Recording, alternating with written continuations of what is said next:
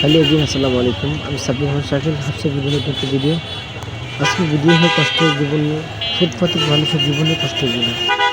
এই যে দোকানটা দেখতেছেন না, এই দোকানটা এখান থেকে নিয়ে যায় প্রতিদিন ঠিল্লা গাড়িটা। এই যে আমার দোকানটা দেখেন, দোকানটা কত বড় দোকান, 27 পিস প্যান্ট এই চাক্কা দিয়ে ঠিল্লা নিয়ে যায়। এতগুলো প্যান্ট ফেলতে কতগুলো কষ্ট হয়, একটা মানুষ যে স্টাইলে ফেলে সে বুঝে। ফুটপাতে যারা চাকরি করে সে মানুষগুলো বুঝে, ফুটপাতে চাকরি যে মানুষগুলো স্টাইল দোকানে চাকরি করে তারা বোঝে যে কষ্ট কী জিনিস। মাথার পর ঘাম পালে তারা কাজ করে। এই যে দোকান দেখতেছেন না, এত দোকানে মাল, এত ডিসপ্লে, সবগুলো রাতে আমরা বন্ধ করে ফেলি, বন্ধ করে গাড়ি ঠেকে দিয়ে যাই। আবার সকাল 10টা 10:30 দিকে গাড়ি নিয়ে আনি, রাত্রে 10:30 11টাতে চলে যাই আমরা।